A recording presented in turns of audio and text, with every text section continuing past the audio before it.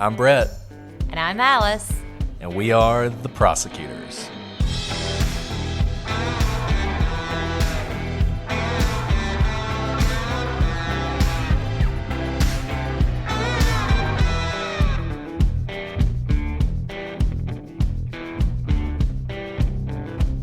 Today on The Prosecutors, we conclude our investigation into the Evansdale murders.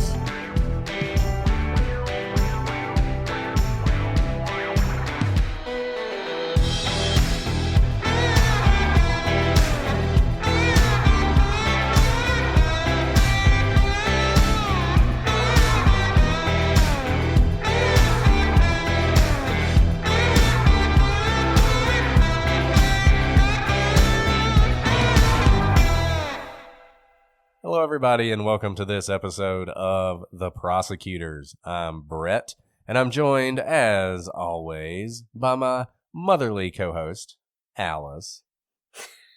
Hi, Brett. This makes sense now because Mother's Day just passed, but for everyone else, they might be a little confused why That's you true. said When that. you're listening to this in 2 weeks, remember, we are recording this right after Mother's Day. Right after Mother's Day. Allison suggested that, Alice. Everybody wished you a happy Mother's Day on the Twitter, so I hope you got all those messages. Thank you. That was very sweet of you guys. And don't worry for all those fans looking out for Mrs. Brett. I immediately wished her a happy Mother's Day. I wished her a happy Mother's Day as well, just not on Twitter. So, but I appreciate people looking out for her. That's yes, good. Yes. Thanks. Thank you guys. Looking out for Mrs. Brett. It's important. It's important. Trust me. Very important. Well, guys, we're back today talking about the Evansdale murders. Those of you who listened to last week's episode have a general idea of this case and the timeline in this case. And today we're going to dive deeper into the facts and into some of the unusual aspects of this case. And we're going to talk about the possible connection to the Delphi murders.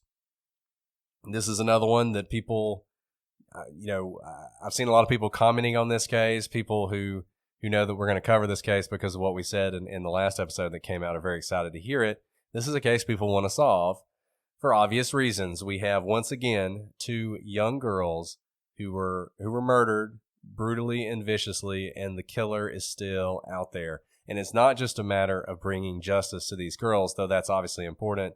It's also about preventing this from happening again. I don't think, as we've said before, that you murder two girls this way, and that's the last crime you ever commit. So hopefully, in talking about this case, we can shine some more light on it and maybe lead people down a path to if not solving it, at least getting the word out there. I think that's the only way you can solve a case like this. But having said that, let's dive in.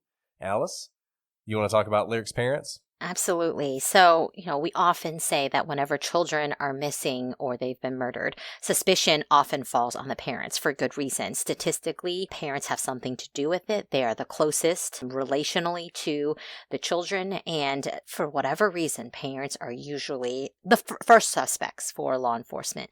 And now we're not saying that's necessarily the case here, but there is something interesting about Lyric's parents. Both had prior felony convictions for drug trafficking, and they spent 4 years in federal prison. Their names are Misty and Dan Morrissey, and they were both interviewed multiple times by police in the first weeks of the investigation. And the interview was so intense that at one point, Dan actually left the station because he felt like he was being treated like a suspect. A few things to note about, Misty and Dan Morrissey's relationship. It included domestic violence and restraining orders. It was tumultuous, to say the least. Police even complained that they'd asked for 100% cooperation from the couple, but had not received it.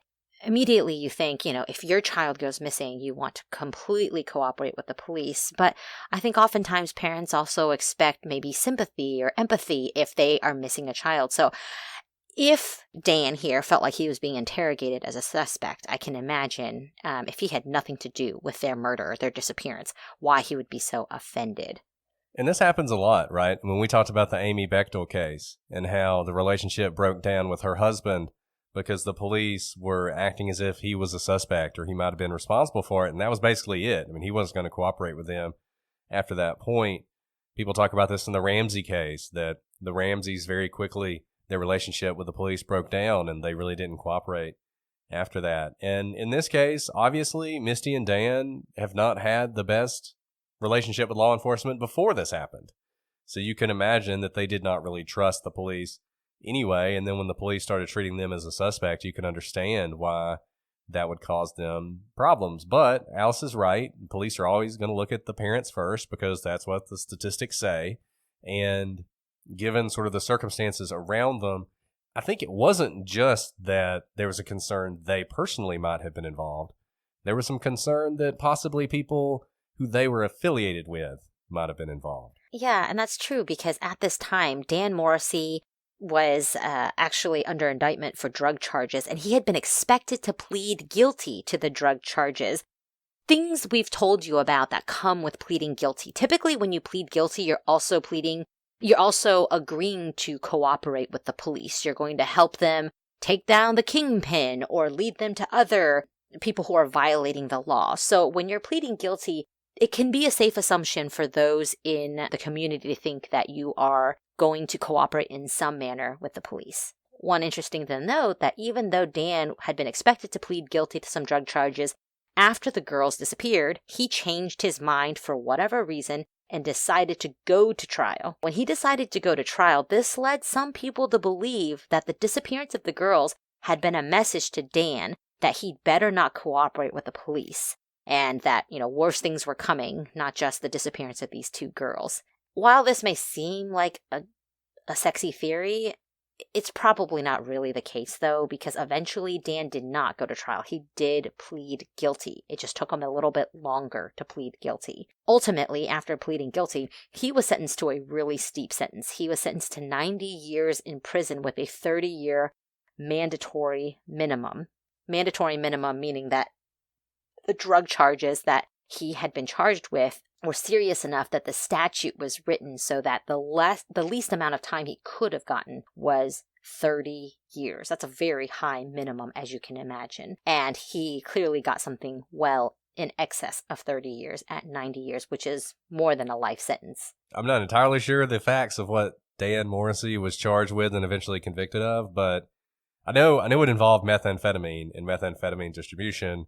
And I know that according to some articles I read about this, apparently he continued in this distribution after the girls disappeared and was actually doing it in his home with another child present. I don't know, the judge harped on this during the sentencing, but 90 years in prison with a 30-year mandatory minimum, that's a lot. So he must have been moving some considerable amounts. Now, he says that this had nothing to do with the girls' disappearance, that there was no one who was angry at him or trying to get back at him, and this is completely unrelated. That hasn't stopped people from speculating, obviously, that it might have been some sort of message. I'll say this.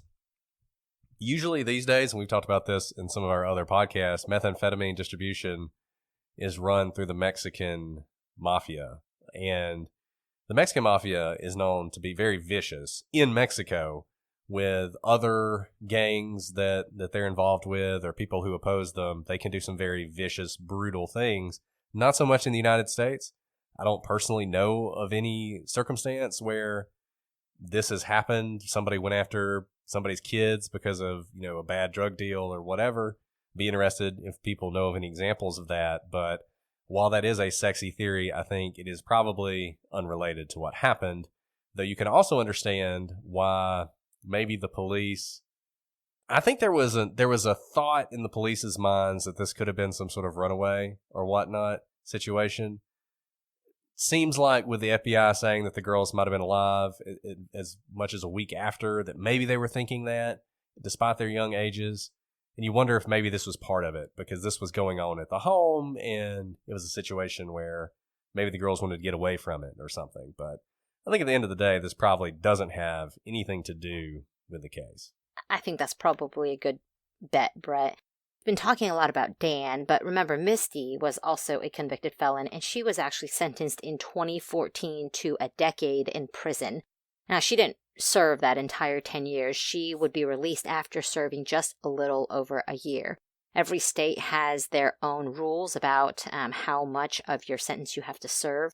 Oftentimes, you can get good time credits. You can serve really just a portion, in this case, 1/10 of her sentence because of overcrowding in state prisons. So state sentences versus federal sentences have that difference. Of course, there are 50 states and a District of Columbia. They all kind of have different ways of calculating how much you actually serve. But it is not uncommon on the state side to serve kind of a small fraction of your sentence. Yeah, I think most people would be shocked at how many crimes you can commit, particularly in states, and not really serve any time. I've always said that if I was going to commit a crime and be caught, I'd rather commit a state crime because the chances of actually going to prison are much lower. But if I had to go to prison, I'd rather commit a federal crime because the federal prisons are much nicer. So, it's a trade-off because in the federal system, they have what they call truth in sentencing laws, so that essentially whatever you get from the judge with some minor adjustments for behavior and other things is what you're going to serve. There's no parole in the federal system. So if you get 10 years, you're basically going to serve 10 years. Obviously, in Iowa, Misty received a sentence of 10 years and served a little over a year. I don't know if that was because of parole or because of something else that was going on, but it is kind of wild, the huge variations in the sentences people can receive and the amount of time they will actually serve. And anytime you see a case where you're like, how was that guy free when he was convicted of X or Y? It's probably because he was convicted in state court.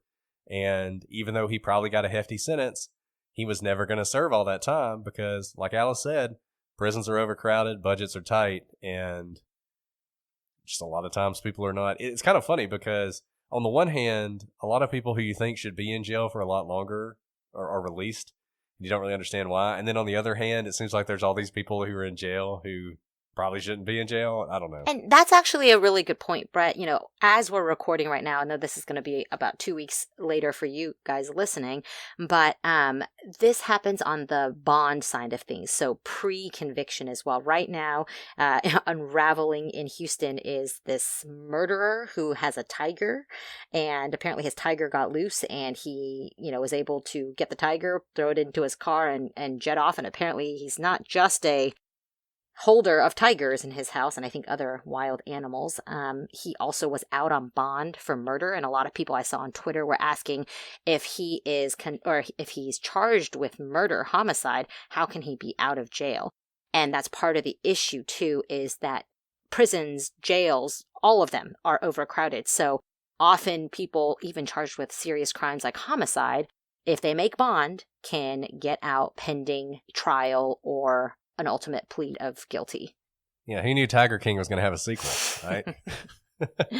Some enterprising producer right now is furiously emailing Netflix. I can't wait to find out more about what's going on after we finish recording because it's wild. I know. I saw that video. It's wild. Crazy. It is literally wild. Anyways, totally off tangent. But this is all to say that Lyric's parents were convicted felons, and they were convicted of drug charges. And so I don't think it's irrelevant to talk about it here in case there were people who may have wanted to send a message to them. And we often know, like Brett said, the cartels and people with power and intimidation often go for your most vulnerable spot, which is often your family, your children. Now, I do think if the cartels were involved, the bodies would not have been found in a wilderness area by accident. They would have sent a message. I mean, that's usually what they do. If you look at some of the things the cartels in Mexico do, I mean, they are just unbelievably brutal and vicious, and people don't tend to just disappear. They show up often in multiple places, and yeah, it doesn't fit that.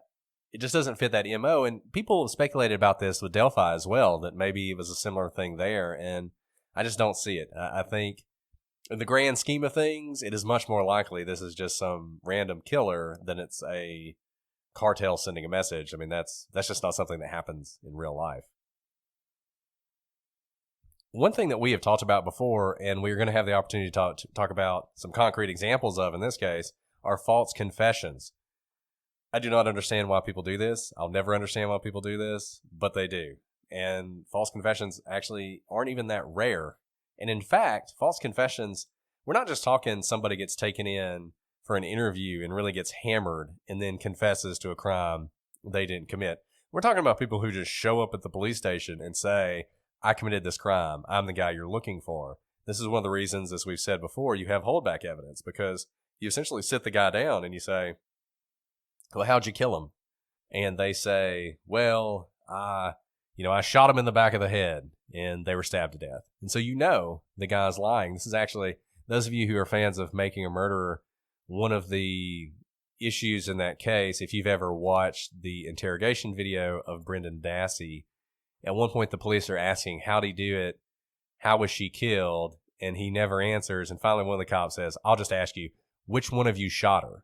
Right? And it's like, well, you just gave it away, and then he says, oh, that was Stephen, right? And a lot of people think that's a big example of the police falling down in that case and giving information to the person they're interrogating that they should be holding back. Now, my understanding is he had actually said in the unrecorded version of that interrogation that Avery had shot her, and this was them getting it on tape. Different case. We can talk about that later. But nonetheless, that's what you see. You see people coming in, they're confessing, they are claiming to have knowledge, but you know more as the police because you haven't released all the information and you're able to weed those people out. And we had that in this case. In fact, at least two different people, have confessed to brutally murdering these young girls. Once again, we're not psychologists. There's some great women in crime. Maybe they have an answer for why people do something like this, but in these cases, the police brought these people in, they interrogated them, and they were able to eliminate them as suspects using that holdback information that we have talked about before. And Brett, I know we've often harped on holdback evidence being a negative because it frustrates, the public's ability to understand or help solve a crime. But here we see the purpose of holdback evidence. And in most cases, this is how holdback evidence works. Right. And this is exactly why they keep it back. Sometimes, as we've said in other cases, we think they keep too much back, particularly when it could be useful in finding out who the killer is. But there's a reason it's not just an open file where the public knows everything. The police know. This case, in addition to having these two people who falsely confessed, it's strange. Sometimes it just feels like tragedy builds on tragedy, like tragedy attracts more tragedy. And you had that definitely in this case. There was a woman named Teresa Gerlman. And in a strange and really tragic twist to this case, this is a lady from Belle Plaine, Iowa, and she told police that she had information about the Evansdale murders. Obviously, that was information the police wanted to hear, but before she delivered it to them, she took her 8-year-old son and stepped in front of a train, killing them both. The police executed a search warrant on her home, but as far as we know at this time, they found no indication that she had actual information about Evansdale. My understanding is that Teresa had struggled with a lot of mental illness up to this point, and it is likely that she didn't know anything about these two girls, and this was just part of this sort of break with reality that she was having that led to her killing herself and her son. Another person who is a potential suspect in the Evansdale murders is Michael James Klunder. On May 20th, 2013, Klunder kidnapped 15-year-old Kathleen Shepard and 12-year-old Desi Hughes, so two young girls. Klunder was a convicted sex offender, having spent a large portion of his life in prison.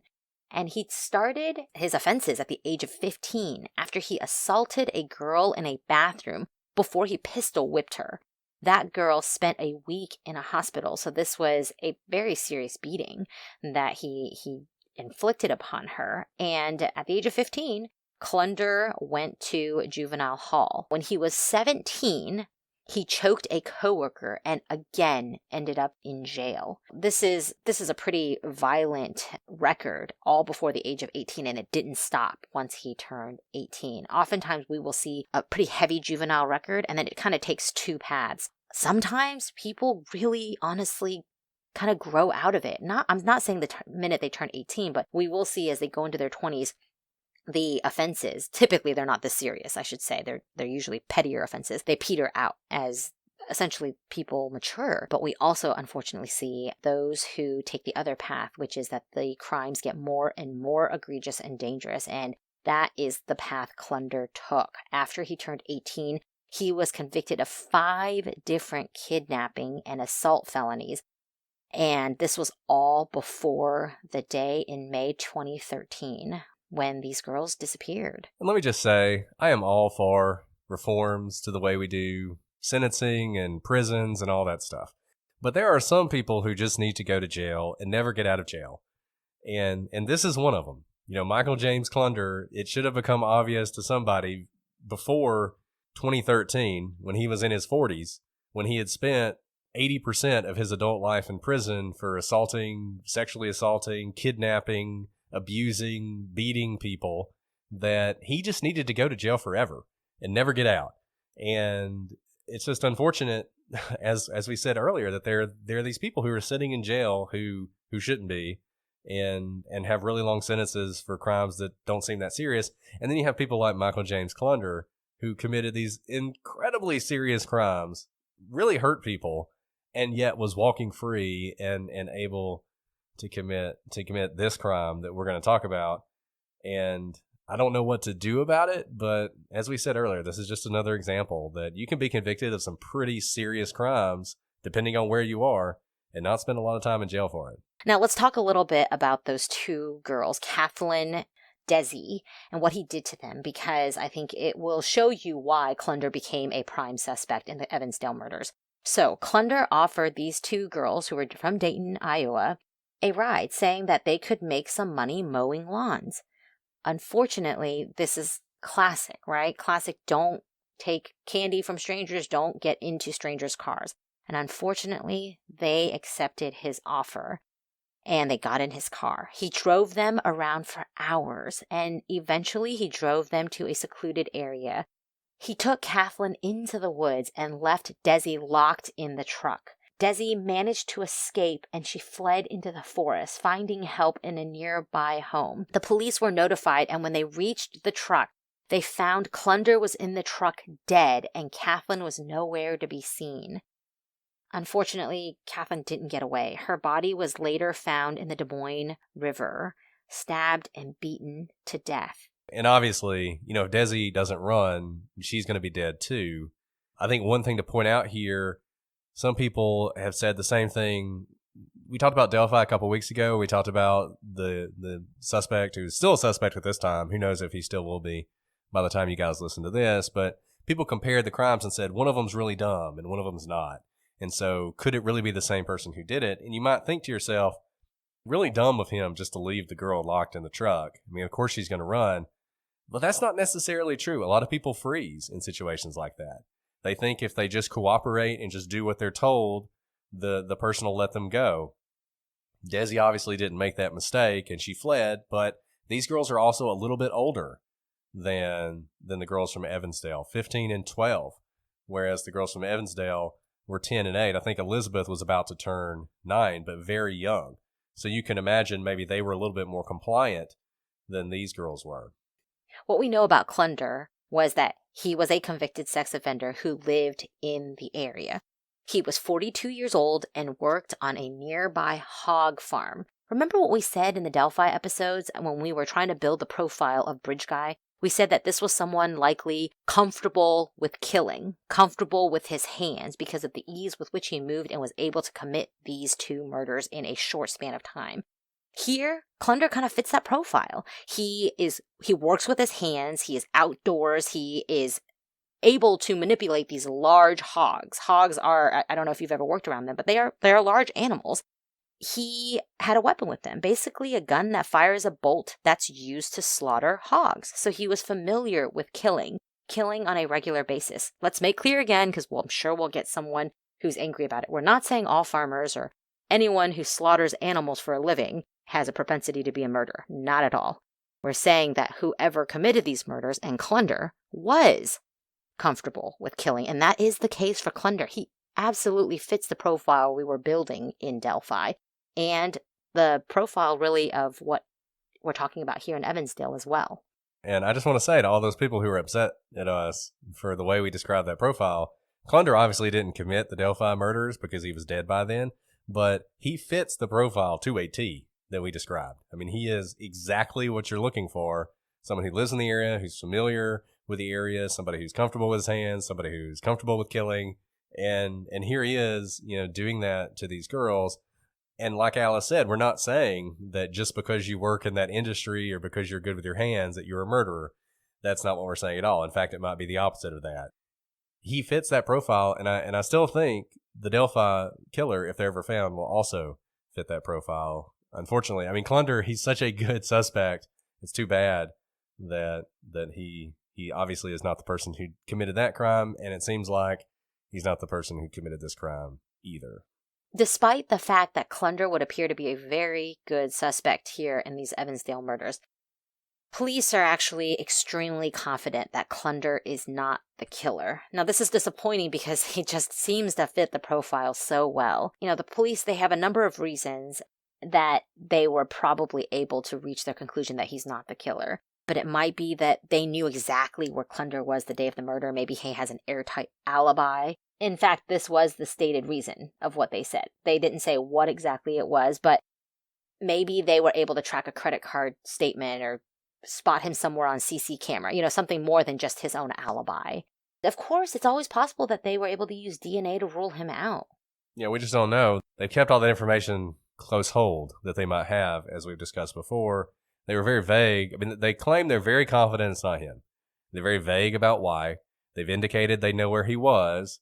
Alibi is always weak. We talked about this before. There's a lot of people who just are not satisfied with that because he's such a good suspect. They'd like more, which leads me to believe they probably do have more. They probably do have some DNA or something where they're able to definitively rule him out, because they have been pretty definitive in ruling him out. I'm sure there's people who are listening to this who disagree with that. I'd love to hear your thoughts on why you may agree or disagree with them ruling him out. Now, we talked about Dayton, Iowa.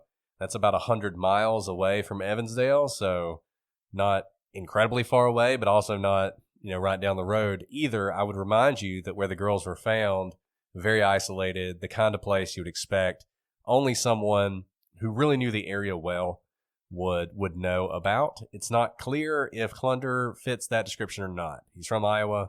He's from close by, but maybe not as close by as you would like if you were really going to point to him as a viable suspect. Another suspect that people have pointed to is Jeff Altmire. Now, normally we don't talk too much about suspects, but we thought these were interesting for a few reasons because they point out some things. You can talk about Klunder. Klunder really sort of, like you said, he fits a profile. It's really interesting to think about the fact that he's involved in the double murder of two girls, which means, if you're keeping score, we've talked about Delphi before, which is the double murder of two girls. We're now talking about Evansdale, which is the double murder of two girls.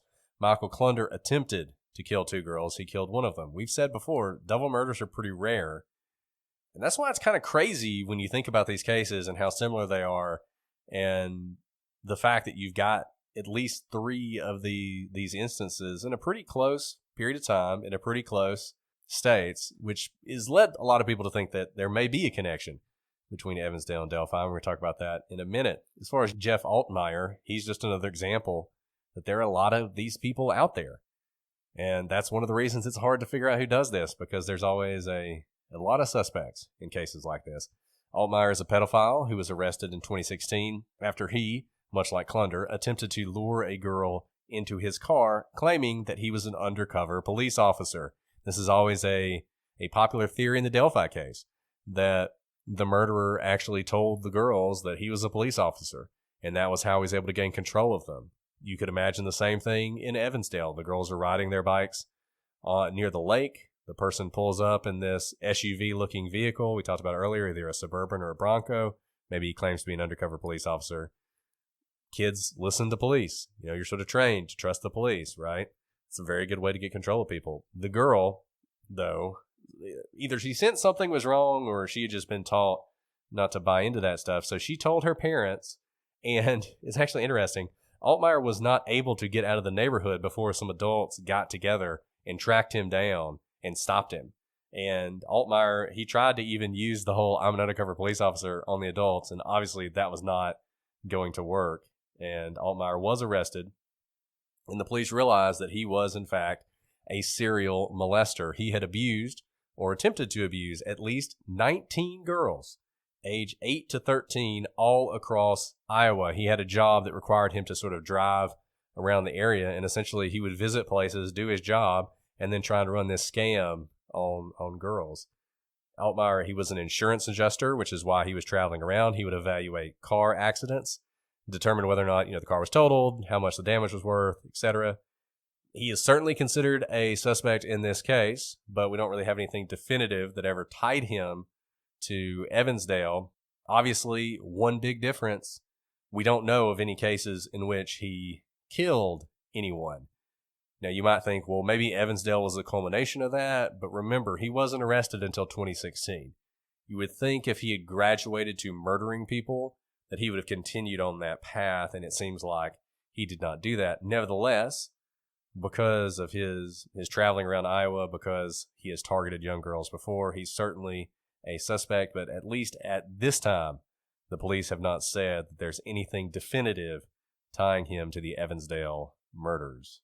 What we do have, though, is that the FBI conducted a behavioral analysis on who they believe this suspect is. And we had gone through this in some of our other cases as well. This is what FBI does, right? This is their forte in doing behavioral analysis. So I find what they have put together incredibly interesting. So listen closely, because we've noted for you some possible suspects, but though the profile may fit, those actual people are likely not the perpetrators in these murders. But they have a lot of qualities that the FBI behavioral analysis thinks that the perpetrator does have. First, the offender is familiar with both Myers Lake and Seven Bridges Wildlife Area in Bremer County. This is just like Delphi. This is someone who the FBI believes is familiar with the area. They were hunting in the grounds that they felt very comfortable in. We talked about Seven Bridges Wildlife Area last time, how it truly was a miracle that these hunters stumbled upon the girls' bodies. It is very possible that those girls never would have been found if by chance these hunters didn't stumble upon them, because it is just so dense and so wild. I sometimes think that if hunting ever falls out of favor altogether, that a lot more murderers will get away, because it seems like it's always a hunter who finds the body whenever it's, left somewhere like this. Which actually makes a lot of sense, right? Because hunters need to go where the ground is not tread often, because animals are smart. If it's a well-trafficked area, you don't often see wild animals because they know that's the well-trafficked area. Most wild animals are not looking to hunt. They're actually trying to stay in the background. And so if you are going hunting, you have to go to places that no one goes, because that is where the animals are in their element. That's where they let their guards down and can be hunted. So that says a lot about where these girls were dumped. They were dumped not in a high-trafficked area. None of Seven Bridges Wildlife Area is well-trafficked, but they were certainly dumped in an area that was known to be very remote. The offender selected Seven Bridges because he was familiar with just how secluded that area is. We'd already said that he probably thought these girls would never be found, or he'd have a lot more time than he actually had before their bodies were discovered. I think that someone not familiar with this area would not have known exactly where to dump them, or would have gotten lost in the process of dumping them. Because like we said, it was so wild that unlikely he was able to drive a car all the way back there. Someone probably would have seen it's not paved back there, so he probably had to park some distance away. It would have taken time, and he would have needed cover of a completely secluded area. Another reason that the FBI believes this offender has not been found is that he blends in with, and actually may be part of, the Evansdale, Bremer surrounding communities. This is your neighbor, right? This is someone who is not an obvious suspect around you. Just maybe that quiet neighbor who lives down the street and really keeps to himself. The perpetrator most likely used something like quiet coercion to gain compliance, such as a ruse or threats of violence to get the girls to leave with him. So they don't believe this was some big affair where, the girls were screaming and he grabbed one and he grabbed the other girl and was pulling them by the hair and there was a lot of fight. They think that he was able to get away with this while they were on their bikes because he was able to use kind of this persuasive power that he had to persuade these girls to maybe get close enough where he could gain control over them. And I want to focus on Evansdale, but I can't help but keep coming back to Delphi, as we've talked about a lot with this case. The things that Alice is going through, I realize the FBI did this behavioral analysis for this case. They've never released what they did for Delphi. Most of it's going to look exactly like this. I mean, the things that you're looking for in the person who committed this crime is what you're going to be looking for in Delphi, and this whole quiet coercion thing. Just the way in the Delphi case that he gained control over the girls.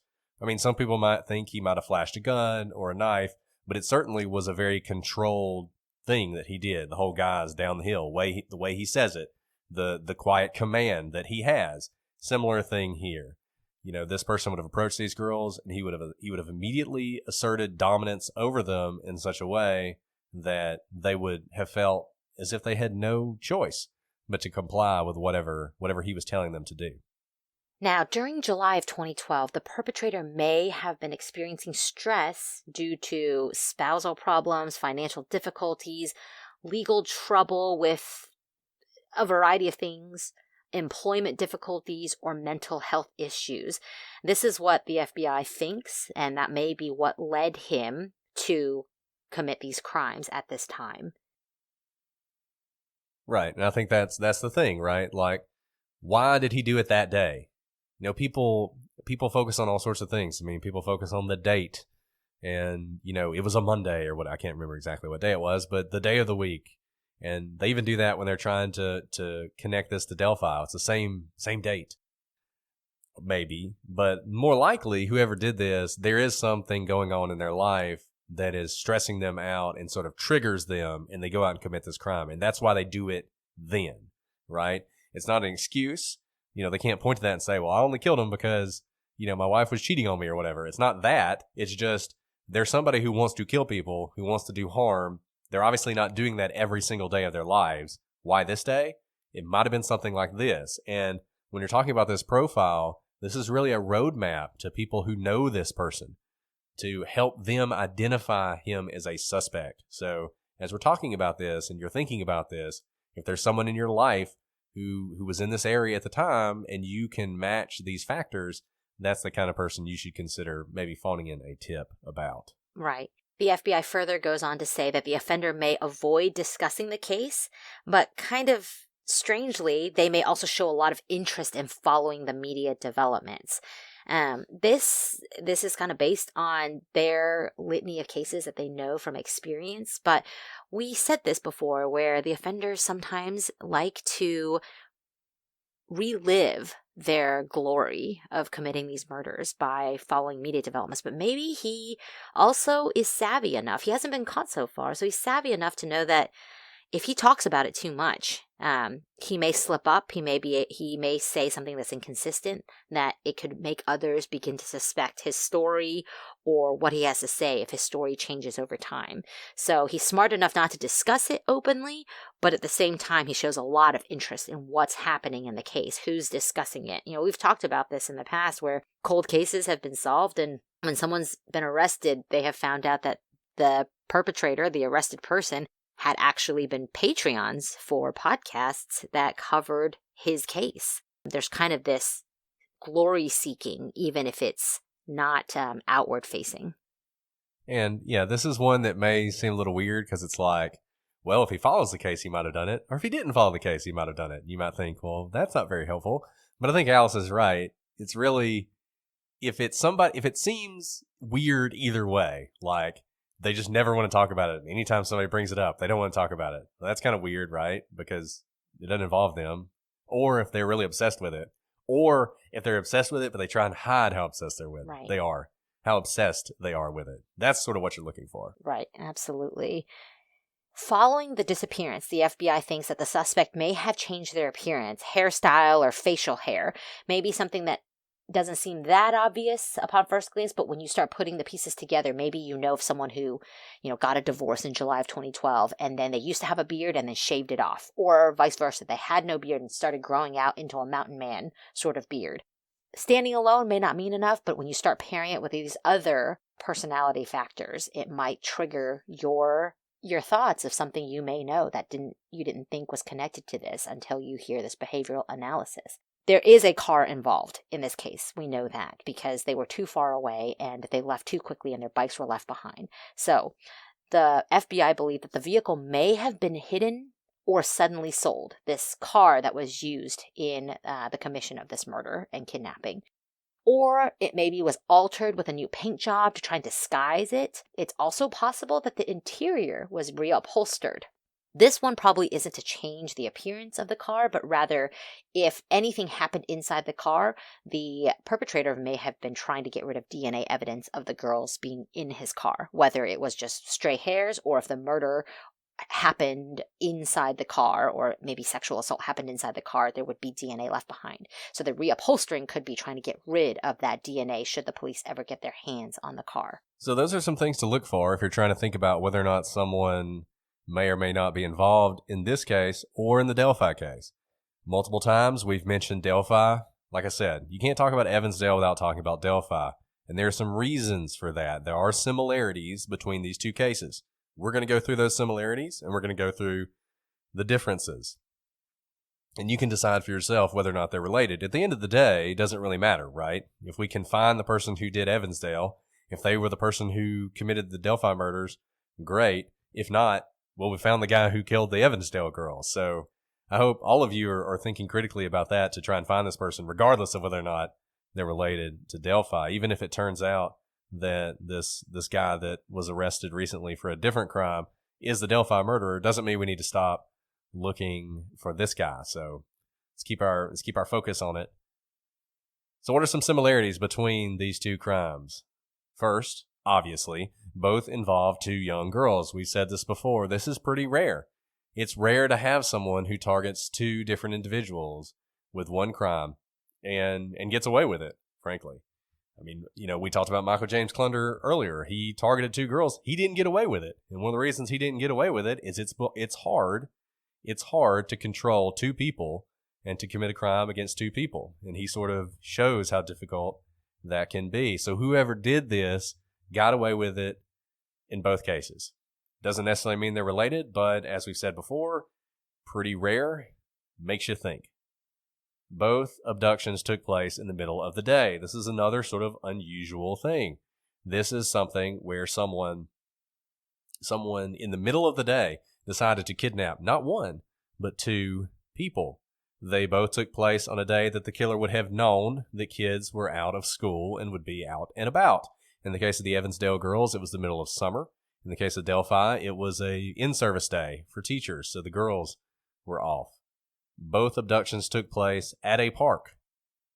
So some really weird things here, right? Like a park, a public place where there might have been other people, particularly on a day when all the kids are out, done in the middle of the day, going after two girls. Those are some pretty strong things that tie the cases together. In both cases, police have refused to release the cause of death, which makes you think there must be or maybe something about the cause of death that will be helpful in identifying this killer or convicting them eventually. Makes you think it might be something a little unique or maybe a unique weapon. It's hard to say.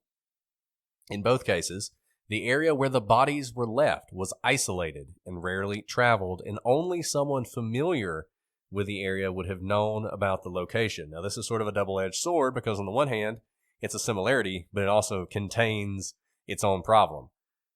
Would this person have known about both the isolated area in Evansdale and the isolated area in Delphi? If it were somebody who did their homework, or if it were someone who traveled around a lot and maybe spent some amount of time in different places and had an opportunity to learn the layout of those places, then maybe. But in any event, this person seems to have, if these two crimes were committed, they have a very similar MO. Kidnapping two girls in the middle of the day in a park and then leaving their bodies in an isolated area where only someone who knew that area would have been able to leave the bodies. And this one, I think, is less significant, but nevertheless is a connection. In both cases, the parents of at least one of the girls were alleged to be involved in some way or the other with the drug trade. So those are a lot of similarities, Brett, but as similar as they are, there are obvious differences between the cases as well. In Delphi, the girls were killed where they were found. Now, as we discussed in our Delphi episodes, it's possible that this was not actually the plan of the killer, that maybe the killer had not planned to kill them right after they had crossed the creek. Maybe he was actually trying to get them back to a car and take them away, but for some reason maybe they fought, so he had to kill them there.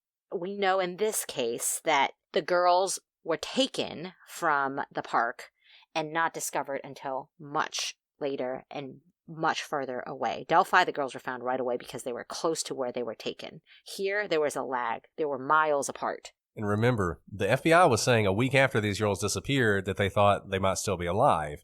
If there had been evidence that the murder had been committed there, like imagine he finds the girls, he kills them at the park, and then he takes their bodies away. You would assume, as we've often said, crimes are messy, that there would have been evidence of their death there. So it seems pretty clear that in the Evansdale case, he did take these girls alive, away from where he found them, kind of like Michael Klunder, and then took them off to some secluded area. Right. And now we just read to you the FBI behavioral analysis, the profile of who they think the killer is. So what that means is the police in the Evansdale murders have released a profile of the killer. No such thing has happened in the Delphi cases. We have told you time and time again that the Delphi law enforcement surrounding that case have been very tight-lipped about everything about the case, including the profile about the killer. And you might think, well, that's not really a difference, but it might be. This is sort of speculation. But why haven't they released it in Delphi? We know they've done one. I don't know if they've ever said they've done one, but they absolutely have. The FBI is involved in the Delphi case. It's a double murder of children. This is the bread and butter of the behavioral sciences unit. They have absolutely done a profile of the Delphi murder, and it makes you wonder, is there something about the profile that they don't want to release? Right. It could also be that the police in Delphi have a suspect in mind and they don't need the behavioral analysis because they don't need people to remember what happened in, July of 2012 and then someone changed their appearance. Maybe they already have a pretty good idea of who it is and they don't really need amateur sleuths. They just need a way to get the person they think it is. Whereas maybe in Evansdale, the reason they're releasing such a detailed profile is because they don't have many leads and they need the public. They need people to bring suspects to them. That's a complete speculation, but it's possible. Why else would you be essentially putting out a blueprint for a killer in one case, and in a very similar case, not putting out a blueprint whatsoever? And that's a really interesting idea. It actually answers a lot of questions in the Delphi case about why the police have done some of the things they've done, if that were true. Why are they not releasing more information? Why are they not releasing more video? Why are they not releasing more audio? If it's true that they have a suspect they feel strongly about, and then we're wrong. What we've been telling you this whole time is that we just need to find this guy, and if we find him, we'll be able to convict him. It's not actually true. The police may know who it is. That may seem crazy to you. You might be thinking, well, if they know who it is, why don't they arrest them? Well, the problem is there's a big difference between knowing who did it and having the evidence to convict them. We have no idea, total speculation, but if it were true, then you would imagine a situation where the Delphi police are just waiting for this guy to slip up, for something to turn up that ties him more tightly to the crime. And as Alice said, that would be an explanation for why you would not necessarily release that behavioral report. This may not seem like a huge difference, but there is a difference in the girls' ages. The Evansdale girls were younger. They were 10 and 8 years old. And the Delphi girls, Abby and Libby, they were 13 and 14. Now that might seem, just about 4 to 6 years difference. But remember, Abby and Libby, we had said this, were, at least the case with Libby, she was the weight and height of an adult. And that makes a difference in how you're able to gain control of, larger people, larger masses to gain control over, to get them to follow your instruction, go with you somewhere. Whereas in this case, if you look at Lyric and you look at Elizabeth, they look like little children. It's possible that they would be somewhat easier to control physically than Abby and Libby. And I hate to even talk about this, but the fact of the matter is these people, they have a target that they're going after, and it's usually a look, and an age is going to be part of it. I mean, we've dealt with child pornography cases before. They're all terrible and awful, but it's just a fact that there are people who in their particular sickness are focused on a particular type of person. So it actually is a pretty big deal that you have an 8 and a 10-year-old versus a 13 and 14-year-old. I mean, right. I mean, what Brett is saying here essentially is one set are prepubescent girls and the other set are post-puberty girls. And those are actually, as disturbing as it may sound, there are subsets of those who are into pedophilia of either prepubescent or post-puberty children.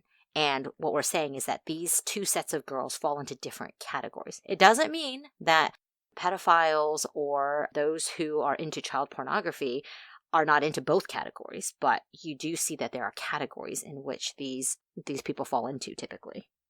There are actually a lot more similarities than there are differences, but I do think, at least with respect, I don't know, Brett, what do you think? Do you think it is the same perpetrator between Delphi and Evansdale? No, I don't. At the end of the day, I don't think it is. I realize there are a lot of connections, and I realize, we've said again and again how rare these things are, but I wish they were more rare, I guess would be my sort of closing on this. They're not as rare as they should be. And I don't think they're related. And the reason I don't think they are related is until I am given a perpetrator who would have been as familiar with Delphi as they would be with Evansdale, it's hard for me to imagine the same person committing this crime. And what I mean by that is the key to this is that this person was very familiar with the area, knew where they were, and used that knowledge to both gain control of the girls and to be able to commit these crimes and cover these crimes up without being found. That's, one of the main things about this. Where the girls were found in Evansdale, very isolated. Where the girls were found in Delphi, very isolated. And maybe it wasn't so much that the area they were found was isolated, but the area where the guy was hunting for them was just not a place that people would know unless they had been to Delphi. Now, for those of you who don't know, a lot of people sort of think of the Midwest as just one big blob, right? So if you're familiar with Evansdale, you're probably familiar with Delphi. It's about 400 miles from Evansdale to Delphi, so it's not exactly close. It's not like, you're just jaunting over to Delphi to check out the Rails to Trails park on the weekend if you live in Evansdale. So to me, I don't think they're connected. I kind of hope they are, which may sound weird, but it would be nice if finding one of the people who committed one of these crimes resulted in finding the other one. Brett, I agree with you. As much as I'd like these two murders to be connected in some way, that it's the same perpetrator so that if we solve one, we can solve the other, I don't think that they are in fact the same perpetrator for a lot of the same reasons you have already noted. The biggest thing here is that these are both small towns and they have areas that are not known to even people who live in those areas. So yes, it's possible that a trucker who often drives this 400-mile stretch just happens to know the Monon High Bridge and this wildlife area and this lake, Myers Lake. But the way these crimes are committed, unfortunately, the profile I read to you guys is a common profile. You know why the FBI is able to come up with this profile? Because they've seen this so many times before. These local, usually men, who are very familiar and who kind of just reside below the radar enough that they don't really cause any ripples in their town. They kind of exist in the town. They kind of blend in. But they are looking to strike. And when they do, they have been below the radar for so long that it is not easy to detect them, as is the case, I think, both in Evansdale and Delphi. So I think the fact that these cases are so similar actually goes to the fact that the profile that we have read to you is unfortunately more common than not in these types of perpetrators. And maybe it will be totally proven wrong, and I would be so happy about that. But I think that's why we wanted to focus on the Evansdale murders, Lyric and Elizabeth, because their case, if If more attention is paid to them because of the Delphi murders, wonderful. But I think people need to make sure to listen to the profile of their killer and to know the facts of this case, because I don't think that this perpetrator is the same as in the Delphi case. Yeah, and I'm not sure. It's probably an interesting question for somebody to answer who's more knowledgeable than I am.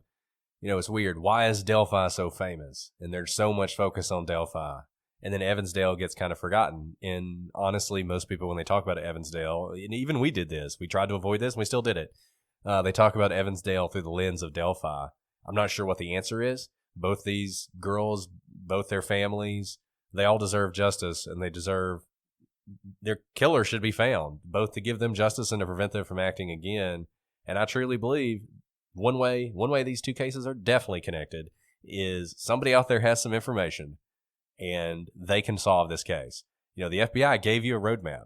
The FBI laid it out for you. Like, this is the profile. This is who we're looking for. This is what was going on in their life at the time. Think about that. You may know this person. As disturbing as that is to say, you may know this person. You may hold the key, and hopefully we can figure this one out. So if you think you do have information, you are encouraged to call the Evansdale Police Tip Line. Their number is 319-232-6682. Again, that's 319-232-6682. Or you can call the Cedar Valley Crime Stoppers at 855-300-8477. That's Cedar Valley Crime Stoppers at 855-300-8477. And there's also an email address, ourmissingiowa.girls at dps.state.ia.us, and we will put all this information on the website. If you're watching this on YouTube now, you're looking at it. If you have information, if you even have the inkling of information, if you even think there might be a possibility, and you're dismissing it in the back of your head, oh, that's ridiculous, there's no way he could be involved, let the police make that decision. Let them know. And the other thing is, we saw from the Delphi case, we got a lot of people who wanted to run their tips by us first, because they're like, is it stupid? Am I just overthinking things? If you feel more comfortable, emailing us first, go for it. We're happy to talk to you. Really, if you think you have something that's worth emailing us, it's probably worth calling into the police and tip lines. But we are here for you as well, since we want these cases solved for these girls, for their families, for the communities as well. These communities are now defined by these horrific murders of these young, innocent girls. And we hope, if anything, you know a little bit more about this case. You point your friends to it, and you continue to follow it. Maybe you don't know something, but maybe someone you introduce this case to will know something. And like Brett said, the main similarity between these two cases is someone knows something, and we might just be one good tip away from stopping this killer from doing it again. Well, we hope you guys have enjoyed this investigation of the Evansdale murders. If you have thoughts, questions, or comments, feel free to email us at prosecutorspod@gmail.com, at prosecutorspod for Twitter, Instagram, and Facebook. That's the other one, Facebook. Come hang out on the gallery on Facebook. We're always hanging around there answering questions. You can look us up on Reddit, talk to us on YouTube, join our Patreon. We're everywhere. By the time you hear this, we'll only be, what, Alice? A couple weeks? 10 days? Something like that from CrimeCon. So whoa. We are so excited to see you guys there. We are on track to be there. Look us up. Don't leave us sitting there alone while everybody's hanging out at the True Crime Garage table or whatnot. Like, we don't want to look like a bunch of losers, so you got to take pity on us. Come talk to us for at least a few minutes. We're really excited about it, really excited to see you. Shoot us an email if you're going. Let us know you're going to be there. Well, Alice, I think that's all we have for tonight. Is there anything else you want to share?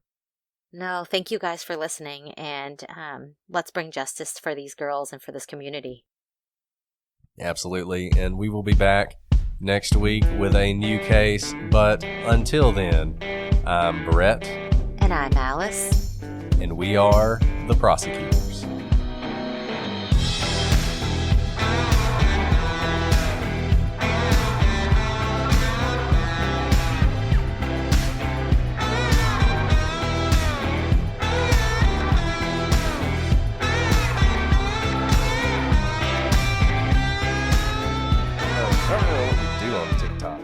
What do other podcasts do on TikTok? I've never watched a TikTok that wasn't You've like one probably of these viral watched TikTok, TikToks. you just don't know it. I've never watched TikTok on TikTok, if that makes Well, sense. I've watched the viral TikTok. Yeah, I've seen the guy those. skateboarding with a T or whatever. But I've never watched like a true crime TikTok. Maybe we'll ask our fans if we need a TikTok. Can't you only record like a minute on TikTok? Yeah, or something? it's like very short, right? Yeah. I mean, we can barely do anything in a short period of time. I thought we could do a TikTok on Scott Peterson. You did it.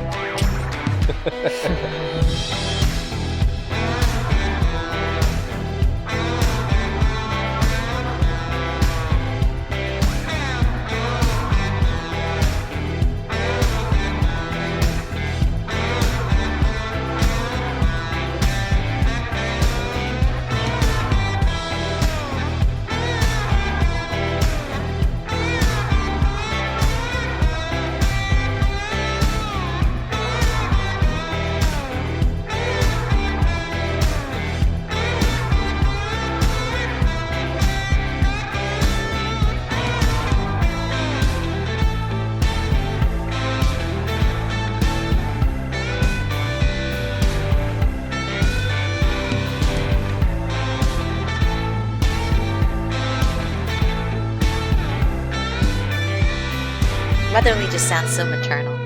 Well, Not as bad as the person who called us middle-aged. yeah. How do they know that we're was a great middle-aged? review, but we're not middle-aged. We're not middle-aged, but also, like, why would they call us that? Like, when is middle-age ever a compliment? I guess when you're like 70.